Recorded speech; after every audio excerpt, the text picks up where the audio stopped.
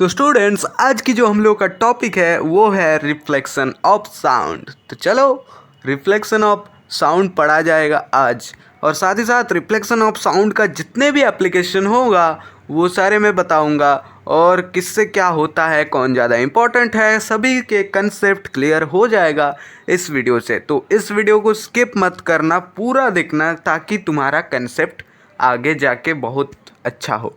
तो चलो reflection of sound हम लोग पढ़ते हैं। देखो, sound waves like other mechanical waves, sound के तरह अलग अलग जो मैकेनिकल वेव्स होते हैं, मान लो लॉन्गिट्यूडिनल वेव या फिर ट्रांसवर्स वेव, किसी भी, ठीक है। तो साउंड के तरह अलग अलग जो मैकेनिकल वेव होता है, and light waves, light wave एक तरह का इलेक्ट्रोमैग्नेटिक वेव होता है क्योंकि उसे दिख नहीं पाते हम लोग, ठीक है। तो लाइट वेव अंडरगो रिफ्लेक्शन, इन सारे जो वेव होता है ना, sound wave like mechanical wave, light wave, these are undergo reflection when they strike a hard smooth surface। जब ये किसी हार्ड सरफेस के ऊपर स्ट्राइक करेगा तो ये रिफ्लेक्ट करेगा। सिंपल सी बात ये है कि जो साउंड वेव है वो किसी भी हार्ड सरफेस या फिर स्मूथ सरफेस, स्मूथ मतलब मान लो कि स्मूथ मतलब अनइवन है, ठीक है। तो वैसा सरफेस इवन है, वैसा सरफेस पे अगर स्ट्राइक करेगा तो ये रिफ्लेक्ट होगा। when they strike a hard smooth surface, this reflection of sound obeys the laws of reflection। जैसे ये लाइट रिफ्लेक्ट होता है, जैसे ये इलेक्ट्रोमैग्नेटिक वेव भी रिफ्लेक्ट होता है, वैसे सेम तरीके से साउंड भी रिफ्लेक्ट होता है। अब मैं तुमको समझाने वाला हूँ कि कैसे साउंड रिफ्लेक्ट होता है, यानी कि मैंने तुम लोगों को एक डायग्राम दिखाऊंगा, उससे तुम लोगों को समझ में आ जाएगा। तो चलो डायग्राम दिखाते हैं। बेसिकली कुछ नहीं है, ये है वो डायग्राम, और यहाँ पे देखो, ये जो तुम लोग अच्छे से नहीं देख पाओगे शायद, चलो जो भी है, ये जो एक प्लेट है, ठीक है, ए बी, एक A is a hard smooth surface is mounted vertically over a horizontal board on which two tubes P and Q. यहाँ पे जो टू ट्यूब्स है ना, पी एंड क्यू, ये भी ऐसे लगा हुआ है, ठीक है। इधर एक हार्ड सरफेस है, बोर्ड हार्ड सरफेस है, ठीक है, pointing towards the surface A B. यहाँ पे ए बी सरफेस के ऊपर पॉइंट किया गया, ठीक है। एर क्लैम्प्ड एज सोन, यहाँ पे जो फिगर है इससे देखो तो समझ में आ जाएगा। The sound waves from a source like a ticking clock are detected to the surface A B through the pipe inclined at the angle to AB। The tube Q is adjusted such that the listener at L would be able to hear ticking of the clock clearly। यहाँ पे simple सी इतना सारे बात मैंने तुम लोगों को बता दिया, लेकिन मेन जो फंडा है, इधर एक पाइप लगा हुआ, इधर भी एक पाइप लगा हुआ, और मिडल में कुछ नहीं, मिडल में यहाँ पे पार्टीशन कर दिया, ठीक है। और ये जो पॉइंट है पी एंड क्यू, ये जा रहा है एन पे स्ट्राइक कर रहा है, ठीक है, एन पॉइंट पे स्ट्राइक कर रहा है। और इधर क्या रखा हुआ है, इधर एक, इतना ही बताया गया, वो जो मैंने इंग्लिश पे बोले ना वही मैंने डेमोस्ट्रेट कर रहा हूँ। देखो यहाँ पे जो क्लॉक है, ये क्लॉक को इधर रखा गया, तो ये साउंड प्रोड्यूस करेगा, करेगा कि नहीं बताओ।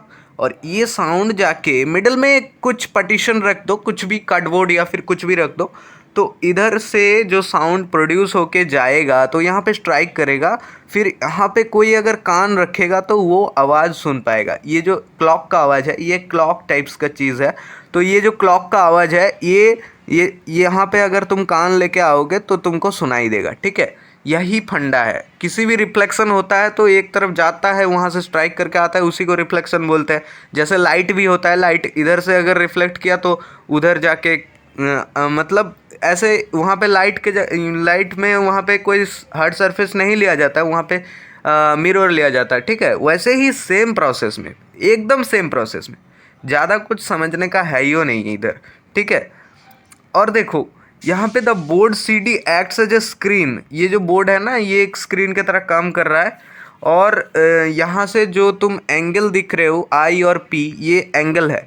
जो ये जो इंसिडेंटल साउंड है, इंसिडेंटल साउंड जाके स्ट्राइक किया, और ये जो मिडल में जो जिसको हम लोग बोलते हैं परपेंडिकुलर, इससे क्या है, एक एंगल में आएगा, और वो है आई एंड पी। ये सारे बात तुम लोग अभी लॉज में पढ़ोगे। देखो इतना तो तुमको समझ में आया कि एक तरफ से हम लोग साउंड स्ट्राइक करेंगे किसी भी सॉलिड ऑब्जेक्ट पे, किसी भी हार्ड ऑब्जेक्ट पे, या फिर किसी भी स्मूथ ऑब्जेक्ट पे, जाके वो स्ट्राइक होगा, फिर वापस आएगा। वापस किधर आएगा? जहाँ पे हम लोग जितने एंगल में हम लोग करेंगे उतना ही वापस आएगा। मतलब तुम सीधा करोगे तो सीधा ही वापस आएगा, ठीक है। वही रिफ्लेक्शन का कुछ लॉज भी होते हैं, and that is very important तुम लोगों का स्कूल एग्जाम के लिए। इतना सारा रिफ्लेक्शन का लॉ है, मतलब बस 2 लॉ है, बस 2 लॉ है। और जो लॉ है ना एकदम सिंपल है। तुम लोग लाइट चैप्टर में पढ़े हो, पहले भी तुम लोग लाइट चैप्टर में पढ़े हो, क्योंकि ये तुम लोग से बहुत फैमिलियर होगा। देखो, angle of incidence equals to angle of reflection. इसका मतलब देखो, ये जो एंगल ऑफ इंसिडेंस बता रहा है, इंसिडेंटल जो वेव जा रहा है, इंसिडेंटल जो साउंड का वेव जा रहा है, वहाँ पे एंगल क्या हुआ? आई बना। और जो रिफ्लेक्टेड वेव जा रहा है, तो वहाँ पे जो एंगल बना वो पी है। और यही बता रहा है कि I equals to P, I angle equals to P. मतलब angle of incidence equals to angle of reflection. जैसे लाइट का होता था, यहाँ पे भी साउंड का भी वैसे ही हो रहा है, ठीक है। अब आ जाओ, the incident wave and the reflected wave are on the same surface. देखो, ये सेम सरफेस पे है ना। देखो देखो, तुम अच्छे से देखो, ये तीनों सेम सरफेस पे है। जैसे लाइट का है वही लॉ है। तो इन दोनों लॉ को अच्छे से समझ लो, और अगर तुमने इन लॉ को नहीं समझोगे तो बाद में जाके दिक्कत होगा। इससे मैथमेटिक्स भी आ जाता है, तो तुम कर नहीं पाओगे। इसलिए मैं बोल रहा हूँ, अगर तुमने लॉज ऑफ रिफ्लेक्शन नहीं पढ़े हो, laws of reflection everybody के लिए सेम होता है, साउंड के जैसा लाइट भी है, ठीक है, एक ही सेम। अब आ जाओ कुछ एप्लीकेशंस पे, जिस एप्लीकेशंस पे ये जो रिफ्लेक्शन है, ये जो साउंड का रिफ्लेक्शन है, उस एप्ली पे कुछ कुछ प्रैक्टिकल एप्लीकेशन हम लोगों के डेली लाइफ पे होता है, तो उसमें काम आता है। वही मैं बताऊंगा आज तुम लोगों को एप्लीकेशन, ठीक है। साथ ही साथ एक इम्पॉर्टेंट चीज़ भी बताने वाला हूँ, सोनार, तो वह सुन लो पहले, ठीक है। जो एप्लीकेशन होता है पहला में, वो है मेगाफोन और लाउड स्पीकर। यहाँ पे जो रिफ्लेक्शन को काम पे लगा के मेगाफोन बनाया गया, रिफ्लेक्शन का यूज़ करके मेगाफोन बनाया गया। कैसे, मैं बताता हूँ। देखो, ये जो डायग्राम तुमको दिख रहा है, ये मैंने बनाया है। और इधर से देखो, ये जो एक खुला है, इधर से अगर कोई बंदा साउंड प्रोड्यूस करेगा, तो ये जो साउंड का वेव है ना, ये ऐसे ऐसे रिफ्लेक्ट होते होते बार बार रिफ्लेक्ट होगा। एवरी टाइम रिफ्लेक्ट होते होते होते होते एकदम जाके बड़ा हो जाएगा। वो जो वेव है ना, वो हाई एम्पलीट्यूड में अगर किसी कानों में गया, इसका मतलब जो साउंड है वो उसको ज़ोर से सुनाई देगा, ठीक है। वेव का जो एम्पलीट्यूड होता है वही तो एनर्जी होता है। मैंने पिछले दिन बताए थे न्यूमेरिकल्स के वीडियो में, अगर तुम वो नहीं देखे हो तो देख लो एक बार जाके। जो एम्पलीट्यूड होता है वही साउंड का एनर्जी होता है। इसका मतलब अगर एम्पलीट्यूड बढ़ गया, इधर वेव का एम्पलीट्यूड बढ़ जाता है, जैसे ही रिफ्लेक्शन बार बार होता है तो ऊपर में चले जाता है। इधर ज़्यादा एरिया है तो ज़्यादा एरिया जब मिलेगा तो ज़्यादा एरिया कवर करेगा ना साउंड, तो वैसे इधर तुमको ज़्यादा सुनाई देगा। यही फेनोमेनन यूज़ किया जाता है मेगाफोन और लाउड स्पीकर में। चलो अब दूसरा आ जाओ, हियरिंग एड। ये एक इम्पॉर्टेंट चीज़ है, मेडिसिनल चीज़ है। हियरिंग एड, अभी मैंने पिक्चर तो नहीं बनाया, तो हियरिंग एड का पिक्चर तुम लोग गूगल से देख लेना। हियरिंग एड क्या है? जो लोग नहीं सुन पाते ना, उनको यूज़ किया जाता है। It is mainly use who are not able to hear, and the mechanism is the sound enter hearing the end through the narrow opening.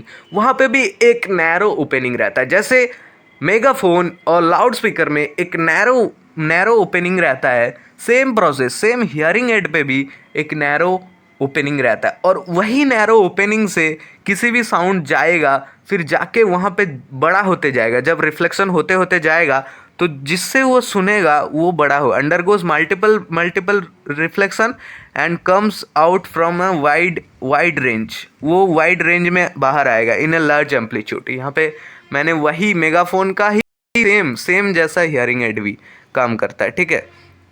अब आ जाओ साउंड बोर्ड। देखो, साउंड बोर्ड ये मेनली यूज़ होता है ऑडिटोरियम पे। तुम लोग देखे हो कि नहीं, मेरे को नहीं पता। साउंड बोर्ड अभी इलेक्ट्रिकली बन गया है, लेकिन पहले जो होता था साउंड बोर्ड ऑडिटोरियम में, वो अलग से मतलब मैनुअली काम करता है और रिफ्लेक्शन से ही काम करता है। देखो यहाँ पे क्या होता है, ये जो पॉइंट है ना, वो साउंड बोर्ड होता है कॉन्क्लेव रिफ्लेक्टर होता है, ठीक है।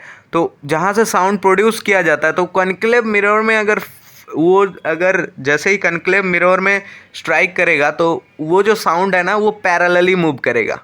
अगर तुमने लाइट नहीं पढ़ोगे तो ये समझ में नहीं आएगा कैसे कनक्लेव, किसी भी कनक्लेव वोयम में, किसी भी कनक्लेव मीडियम पे अगर तुम स्ट्राइक करोगे साउंड को या फिर लाइट को तो वो पैरेलली मूव करेगा।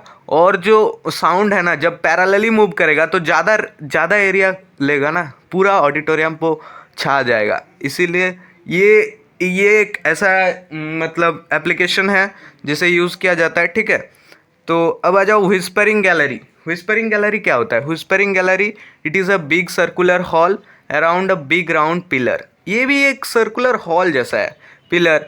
अ dome is constructed, if a person whisper near the pillar the sound undergoes the multiple reflection. जो साउंड है वो मल्टीपल रिफ्लेक्शन में जाएगा and can be heard throughout the hall. वो हॉल के पूरा वही सेम फिनोमेना यहाँ पे भी व्हिस्पर हॉल बोलो या ऑडिटोरियम वाला साउंड बोर्ड बोलो और या फिर मेगाफोन बोलो, सारे में मल्टीपल रिफ्लेक्शन होगा। जैसे मल्टीपल रिफ्लेक्शन होगा वेव का एम्पलीट्यूड बढ़ेगा, जैसे साउंड का एनर्जी भी बढ़ जाएगा, इसीलिए ज़्यादा सुनाई देगा। अब जो इम्पोर्टेंट बात है वो ये है कि सोनार, ये इम्पॉर्टेंट चीज़ है, ये मोस्ट इम्पॉर्टेंट एप्लीकेशन है जो कि पूरा इसका नाम है साउंड नेविगेशन एंड रेंजिंग। ये बहुत बार क्वेश्चन में आ जाता है। सोनार का full form sound navigation and ranging, याद रखो। It is a special technique, mainly ये कुछ नहीं है, it is a special technique to calculate the depth of ocean. किसी भी ओशियन होता है ना, उसका डेप्थ हम लोग कैसे मापते हैं? उसका डेप्थ हम लोग एक यूनिट पे मापते हैं जिसको बोलते हैं नॉटिकल माइल, ठीक है। लेकिन कैसे मापते हैं, कैसे हम लोग निकाल पाते कि Pacific ocean is the highest depth? इसके पीछे कुछ रीज़न तो है, तो वही रिफ्लेक्शन यूज़ किया गया, यहाँ पे साउंड का रिफ्लेक्शन यूज़ किया गया। Main principle used in sonar is reflection of sound. जो सोनार में मेन प्रिंसिपल है वो रिफ्लेक्शन ही है। देखो कैसे हो रहा है। All the bottom of a ship of two devices, one for the production of ultrasonics and the other for the detection of the reflected ultrasonics from the ocean bed as shown in the figure। Figure नहीं दिख रहा है, figure नीचे है, देखो इधर जो पहले में ये जो शिप है ना, ये एक शिप है, इधर जो पीछे में एक पॉइंट है, इससे क्या होगा, अल्ट्रासोनिक साउंड प्रोड्यूस होगा। और ये जो साउंड बेड है, ओशियन बेड है, इससे रिफ्लेक्ट होके इधर रिसीवर है, इधर एक डिटेक्टर या फिर रिसीवर जो साउंड को रिसीव करेगा, ठीक है। तो क्या हो रहा है, इफ़ जब v is the velocity of ultrasonic sound, यहाँ पे जो शिप होता है वो एक पॉइंट से अल्ट्रासोनिक साउंड प्रोड्यूस करता है, और वो जो अल्ट्रासोनिक साउंड होता है वो सबसे ज़्यादा मतलब उसका फ्रीक्वेंसी ज़्यादा होता है, इसीलिए उसका क्या वेलोसिटी भी ज़्यादा होता है, ठीक है। उसका एक वेलोसिटी रहता है। So ocean water and T is the time taken to the receive the reflected ultrasonic. यहाँ पे तुम अगर अल्ट्रासोनिक साउंड प्रोड्यूस करेगा वो तो कुछ वेलोसिटी लेगा ना, जाने में तो कुछ वेलोसिटी लगेगा, फिर आएगा रिफ्लेक्ट होके फिर आएगा। ये जाने में और रिफ्लेक्ट होके आने में जितना समय लगेगा, एक समय लगता है, इतना जल्दी नहीं हो जाता है, ठीक है। साउंड का जो वेलोसिटी होता है उसके ऊपर डिपेंड करता है कितना साउंड है, ठीक है। तो वो एक टाइम लगता है उसको, और जो वेलोसिटी है एक वेलोसिटी से जाता है, ठीक है। तो depth of the ocean bed क्या हो जाएगा, वेलोसिटी इंटू टाइम बाई 2। ये लॉ है d equals to VT by 2। बहुत इंपॉर्टेंट लॉ है, क्वेश्चन बहुत आते हैं, बहुत सारे क्वेश्चन आता है, तो याद रखो d equals to VT by 2। d equals to VT by 2, d का मतलब है डेप्थ, और जो वेलोसिटी तुमको ऐसे क्वेश्चन दिया जाएगा कि वेलोसिटी इतना है अल्ट्रासोनिक साउंड का और इतना टाइम रिफ्लेक्ट होने में लगा, तो यहाँ का ओशियन बेड कितना नीचे है, ऐसे क्वेश्चन देता है, कितना गंभीर है, कितना डेप्थ है, ऐसे क्वेश्चन दे देता है। अब ये तो हुआ सिंपल सी एक law, d equals to VT by 2। जब तुमको साउंड डिटेक्टर, किसी भी साउंड डिटेक्टर होगा तो वहाँ पे क्या होगा, साउंड डिटेक्टर एक जगह से प्रोड्यूस होता है, साउंड डिटेक्टर प्रोड्यूस होता है और वहाँ पे तुमको बोल देगा कि इतना एंगल में हुआ, दैट इज़ थीटा एंगल जब दे देगा, और जो वेलोसिटी है और जो वो रिफ्लेक्टेड एंगल का जो उधर बेस दे देगा, कितना डिस्टेंस गया, वो जो शिप है ना, ship that is covered a distance, ठीक है। 1 point two one another point, it covers a distance, and जो एंगल में रिफ्लेक्ट करेगा वो दे देगा। अब तुमको बताने बोलेगा कि कितने इंसिडेंटल जो साउंड है वो कैसे निकालोगे, वो हम लोग न्यूमेरिकल्स में करेंगे, ठीक है। तो आज के लिए बस इतना ही, थैंक यू, बाय बाय।